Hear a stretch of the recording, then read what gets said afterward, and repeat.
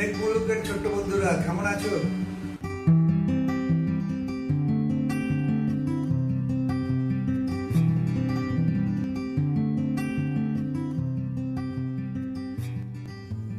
এই অসুস্থ সময় মেঘ মুলুকের ছোট্ট প্রচেষ্টা, শিশুর নাট্যসৃজন ও অতিমারি এই কর্মকাণ্ডে স্যার আপনাকে পেয়ে মেঘের দল আনন্দিত উৎসাহিত।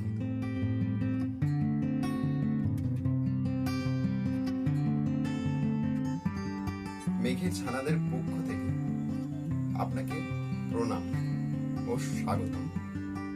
একবার গিয়েছিলাম, মনে আছে? আমায় দেখে চিনতে পারছো? আমি গিয়েছিলাম তোমাদের একটা অনুষ্ঠানে। মেঘ মুলুকের বন্ধুজন যারা আমাদের সঙ্গে রয়েছেন তাদেরকে আন্তরিক ভালোবাসা। এই অসময় বড়রা যেভাবে ক্ষতিগ্রস্ত হচ্ছেন, ছোটদের উপরেও তার প্রভাব পড়বে, সেটাই তো স্বাভাবিক।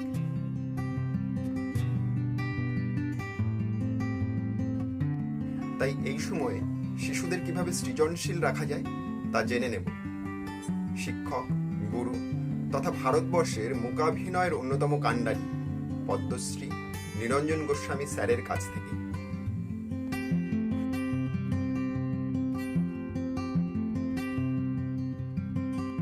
স্যার মেঘ মুলুকের ছানাদের জন্য যা বললেন, তোমরা মন দিয়ে পড়াশোনাটা কিন্তু করো। লকডাউন, স্কুল ছুটি বলে ফাঁকি মেরো না কিন্তু। বই আছে তো তোমাদের কাছে, সেই বইগুলো সব অঙ্কগুলো করে ফেলো। আর হাতের লেখা পরিচ্ছন্ন হলে, পরিষ্কার হলে 5 নম্বর পাওয়া যেত আমাদের সময়ে। এখন কি আর দেয়? এখন দেয় না। কিন্তু হাতের লেখা ভালো করে প্র্যাকটিস করবে যাতে সুন্দর হয়। অনেকের হাতের লেখা, অনেকে বলে বেশ মুক্তোর মতো ঝরঝরে, মানে এত সুন্দর হাতের লেখা। তোমাদের আর কি করতে ভালো লাগে? তোমরা কি এই সময় গরমের ছুটিতে সাঁতার কাটা শিখে নিলে নাকি? কে কে পারো সাঁতার কাটা শিখেছো? কে কে কতজন? ওরে বাবা, সবাই সাঁতার কাটতে পারো? বাহ। সাইকেল চালানো? ও আচ্ছা, সাইকেল কত লোক জানে না। আচ্ছা আচ্ছা। এই ঝড়ে আম পড়েছিল, কুড়িয়েছে কে কে? আচ্ছা আচ্ছা। কোন গাছ থেকে কুড়লে? কাদের বাড়ি গাছে পড়ে গেছে সব? তারপর কি করলে? ওই আমগুলো দিয়ে আচার করে খেলে না? নুন দিয়ে ঝাল নুন করে বানিয়েছিলে নাকি? লঙ্কা দিয়ে, নুন লঙ্কা দিয়ে ঝাল নুন।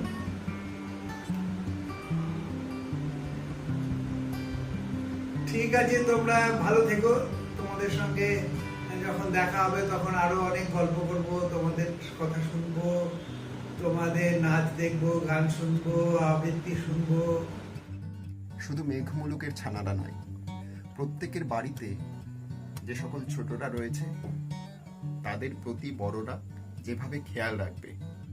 সবসময় রাগকে কন্ট্রোল করতে হবে। ওরা ওই বয়সে প্রশ্ন করবেই। যেমন একদম প্রথমে যেমন কথা বলা তখনও হয়নি, যেমন গু খায়, এ খায়, মাছ খায়, যা পাচ্ছে তাই খাচ্ছে, মানে সব খেয়ে দেয়। তখন বলে খায় না, তারপর নিজেই খাবে না। তখন হয়তো আগুনে ধরতে যায় না, তো একবার ছ্যাঁকা লাগিয়ে দিবি, দেখবে আর ধরবে না। হাতে একবার আগুনে ছ্যাঁকা দিয়ে দিলেই না, অল্প অল্প গরম হাতে লাগিয়ে দিলে আর ধরবে না, ভয় করতে থাকবে। সুতরাং বাচ্চাদেরকে ওইটা করতে হবে। করে ঝগড়া করে মায়েদের সাথে, তখন বাচ্চাদের সামনেই নিজেদের সমস্যা নিয়ে কথা বলে। এইটা খুব এফেক্ট করে বাচ্চাদের উপর। আমাদের একটা ওয়ার্কশপে একটি মেয়ে এসেছিল, খানিকক্ষণ পর সুন্দর, বেশ সুন্দর দেখতে, কত তখন 11-12 বছর হবে। ও নিজে না, ওর ভিতরে একটা ওই অ্যানিম্যালিটি জেগে ওঠে, মানে পশুর মতো হয়ে যায়। কি একটা ভর করে, আর যাকে সামনে পায় তাকে কামড়াতে যায়, করতে চায়, মানে তার গায়ে অসম্ভব শক্তি এসে যায়, যাকে মানে 2-3 জন 4 জন মিলে ধরে রাখতে হয়। আমরা অনেক, ওর দিদিমা এসে আমাদের অনেক রিকোয়েস্ট করেছিল বলে আমরা কিছুদিন রেখেছিলাম, কিন্তু শেষ পর্যন্ত রাখতে পারিনি। কারণ অন্য বাচ্চাদের যদি আমরা ভুল হয়ে যায়, অন্য বাচ্চাদের কামড়ে খেয়ে ছিল। তো আমরা জিজ্ঞেস করেছিলাম কেন, বলে ও যখন ছোট ছিল তখন ওর বাবা ওর মাকে খুব অত্যাচার করেছে, মারধর করেছে, সেইটাও দেখেছি, ওইটার এফেক্ট। কিন্তু আমরা অনেক চেষ্টা করেছিলাম যদি দেবালে দেখুন না, যদি হয়। আমি সেটা বুঝলাম কারণটা জানার পরে, আর দেখুন আমরা তো আপনি পাঠান, অসুবিধে নেই,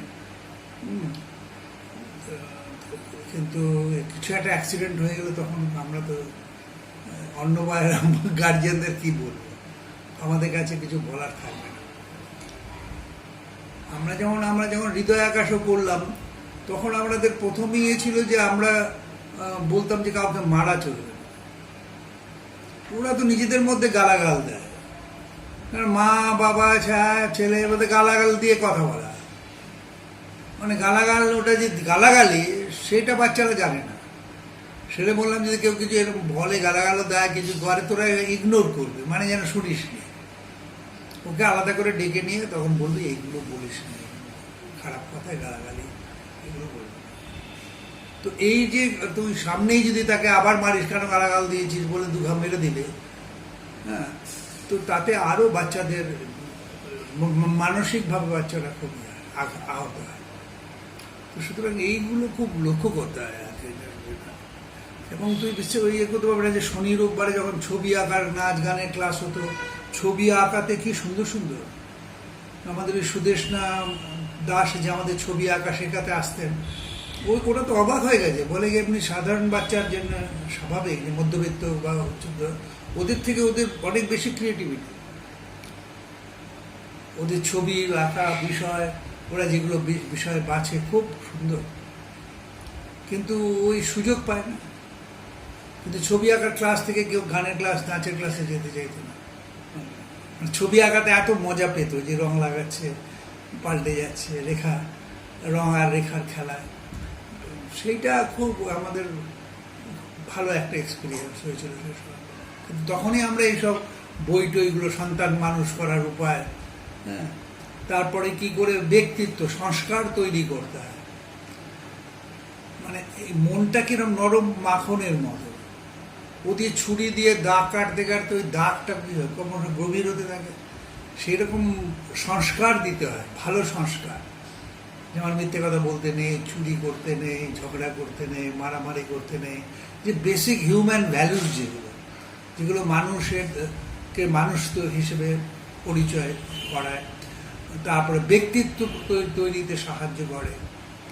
বুঝতে, একটা ব্যক্তিত্ব মানে হচ্ছে জেনারেল, আর নিজস্বতা হচ্ছে, সেটা হচ্ছে নিজস্বতা, একটা ইন্ডিভিজুয়ালিটি, আর ওটা হচ্ছে পার্সোনালিটি।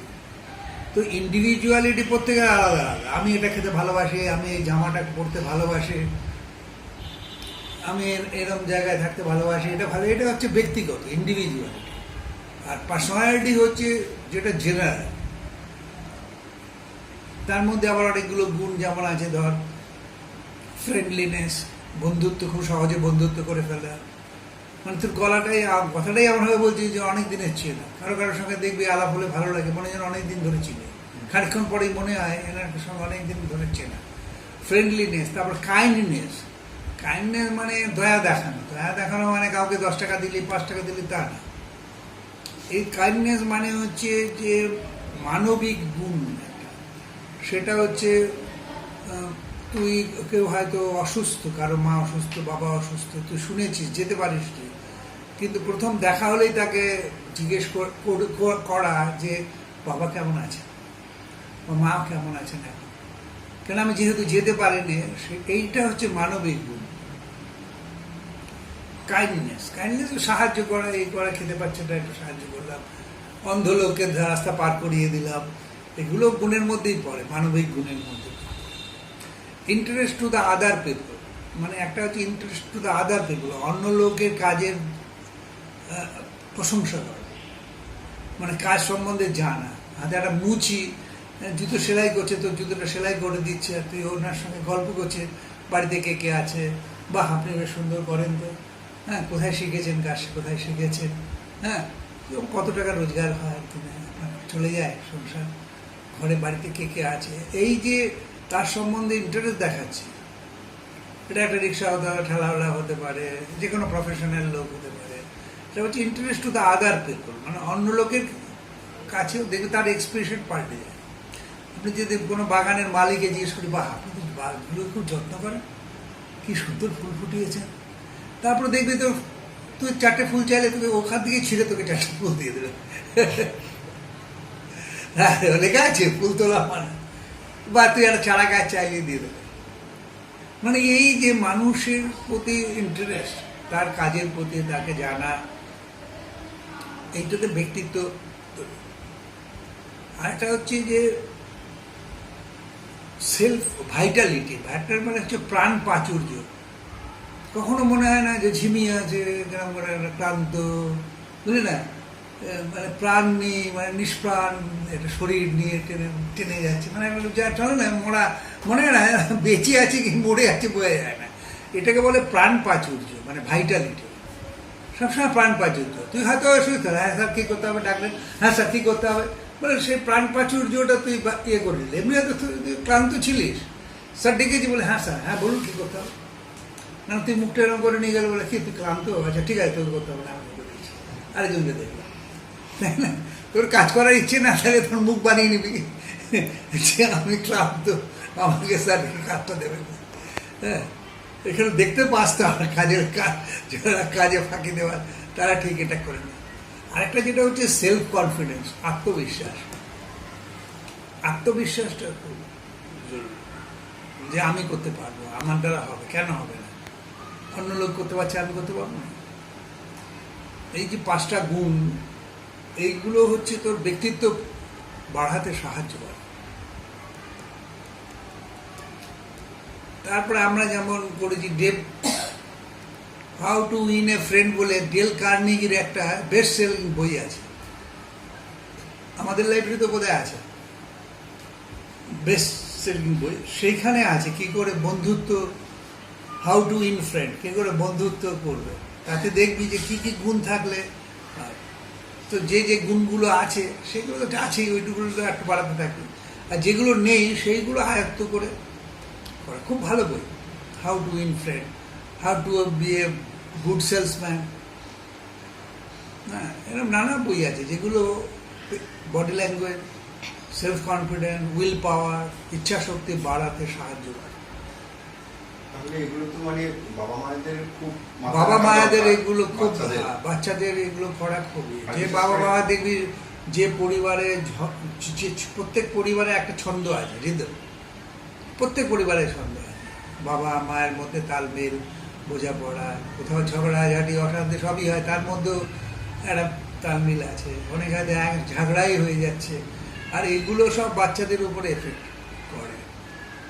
বাবা মায়ের দুজনে হয়তো একসঙ্গে আছে বাধ্য হয়ে, কিন্তু ভাঙা শীষের মতো, আয়নার মতো আছে, মানে দুজনে আছে একসঙ্গে বাধ্য হয়ে, তো ছেলে পুলের জন্যে হোক, ছেলে মেয়েদের জন্যেই হোক, বা নিজের কোথাও যাওয়ার নেই, হ্যাঁ, তো সে কোথায় যাবে, আর এখানে আছে যতই অত্যাচার হোক, যাই হোক কি হোক আছে, সেইখানে বাচ্চাদের উপরে, সেই পরিবারের বাচ্চাদের উপরে তার এফেক্ট আসে, পড়ে। তো সেই জন্য খুব সাবধানে মানুষ করতে হয়। কখনো বাচ্চাদেরকে মিথ্যা আশ্বাস দিতে নেই, বাচ্চাদের মিথ্যে কথা বলতে নেই, তাহলে মিথ্যে কথা বললে তাহলে সেও মিথ্যেটাই শিখবে। আর বাচ্চাদের মার পরে গবেষণায় দেখা গেছে বাচ্চাদের মারলে বাচ্চারা মিথ্যে কথা বলে, চুরি করে। তো সেই জন্যে আর কি হয়, আরেকটা যেটা সবচেয়ে বড়, সেটা হচ্ছে অন্য কারো বাচ্চার সঙ্গে তুলনা করা না করা। দেখ ওই বাড়ির ছেলেটা কি ভালো, কি সুন্দর পড়াশোনা করে, করে, আরে ওই বাড়ির ছেলে করে কিন্তু তুমি বলো তুই কিন্তু ওর থেকেও তোকে ভালো হতে হবে, বুঝলে? এই যে তাকে প্রেরিত করা, যে অনুপ্রাণিত করা, তার কাজে সে আরো ভালো করে করতে পারবে, তাকে সাহায্য করা। সে হয়তো আসছে, তার কিছুই না, তাকে হয়তো মাথায় একটু হাত বুলিয়ে দিল, হ্যাঁ, পিঠে একটু কাঁধে একটু হাত রাখলো। এই যে স্পর্শ, এই টাচটাও খুব খুব সাহায্য করে, তাই না?